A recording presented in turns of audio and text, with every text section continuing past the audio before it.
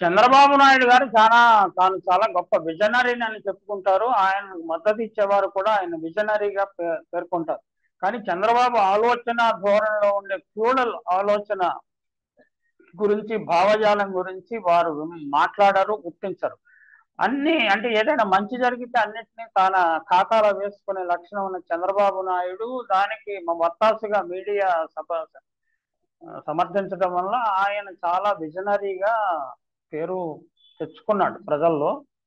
అయితే ఆయన అనేక అబద్ధాలు చెబుతాడు అనేది మనం మనం గుర్తించాల్సిన అవసరం ఉన్నది. చంద్రబాబు అబద్ధాలు చెప్పడమే కాకుండా ఆయనకు మద్దతు ఇచ్చే మీడియా కూడా చాలా అబద్ధాలు చెప్తుంది. ఇప్పుడు ఇప్పుడు ఎక్రిడేషన్ పై చంద్రబాబు ఏమి అబద్ధాలు చెప్పాడో అసలు వాస్తవాలు ఏమిటో తెలుసుకోవడానికి ప్రయత్నం చేస్తాను. గతంలో నాక్ ఎక్రిడేషన్ లో ఏపీ వర్సిటీలు టాప్ 10లో ఉండేవి. ప్రస్తుతం టాప్ 10లో ఒక్క వర్సిటీ కూడా లేకపోవటం శోచనీయమని చంద్రబాబు చెప్తా ఉన్నాడు. చంద్రబాబు ఎంత ఎంత అబద్ధానైనా కనురెప్ప ఆర్పకుండా చెప్పగలడు. నాక్ అంటే మనకు తెలుసు కదా, నాక్ అంటే national assessment and accreditation council, అంటే విద్యా సంస్థల ప్రమాణాలను అధ్యయనం చేసి వాటికి ఒక గుర్తింపు ఇస్తుంది. అది నాక్ అంటారు దాన్ని.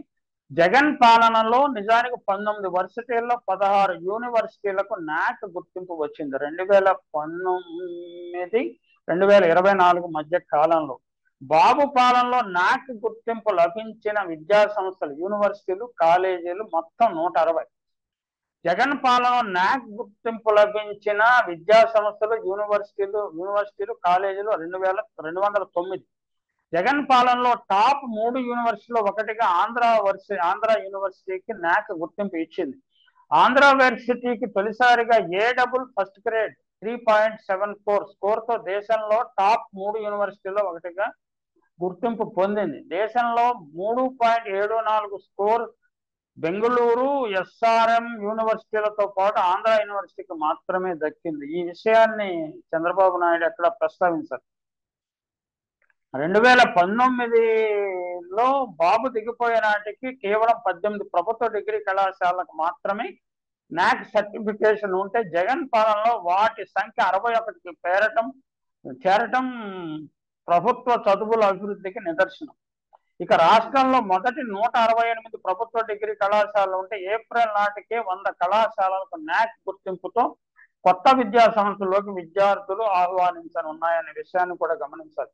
చంద్రబాబు నాయుడు ప్రైమరీ ఎడ్యుకేషన్, ప్రాథమిక విద్యకు,